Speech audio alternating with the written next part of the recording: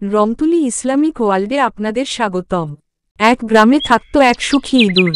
সে ছিল সবার প্রিয়।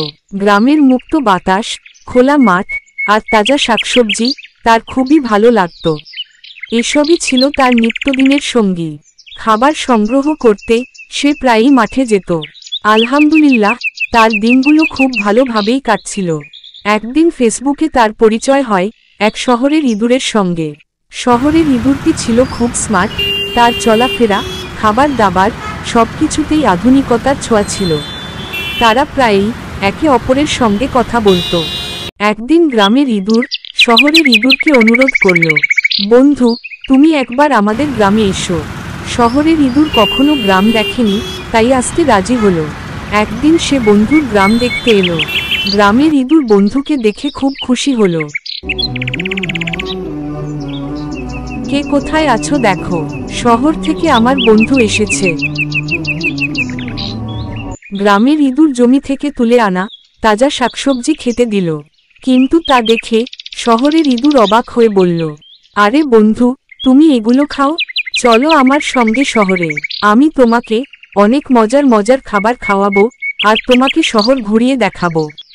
গ্রামের ইঁদুর শহর কখনো দেখেনি, তাই সে রাজি হয়ে গেল। তবে আগে আমাদের গ্রামটা ঘুরে দেখা উচিত, তারপর না হয় শহরে যাব। শহরের ইঁদুর বলল, দু এক দিনেরই তো ব্যাপার, এ কটা দিন না হয় এই খাবার খেয়েই থাকবো। একদিন গ্রাম ঘুরতে গিয়ে দুজন কুকুরের তাড়া খেল। গ্রামের ইঁদুর ভয় না পেলেও শহরের ইঁদুর খুব ভয় পেল আর বলল, বন্ধু, অনেক তো গ্রাম ঘোরা হলো, এবার চলো না আমরা শহরে যাই। দুজনেই শহরের উদ্দেশ্যে রওনা হলো। শহরে পৌঁছেই গ্রামের ইঁদুর বড় বড় বিল্ডিং, ঝকঝকে রাস্তা দেখে হতবাক হয়ে গেল। সবকিছু তার কাছে স্বপ্নের মতো লাগছিল। সে মনে মনে আল্লাহর শুকরিয়া আদায় করল। কিন্তু যখন তারা রাস্তা পার হচ্ছিল, তখন দ্রুতগতির গাড়ি দেখে গ্রামের ইঁদুর খুব ভয় পেয়ে গেল। সে ঠিকভাবে রাস্তা পার হতে পারছিল না।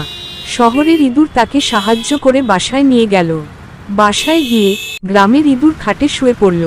শহরের ইঁদুর বলল, তোমার ভয় নেই, এটা আমার থাকার জায়গা, চলো ফ্রেশ হয়ে তোমাকে কিছু স্পেশাল খাবার খাওয়াই।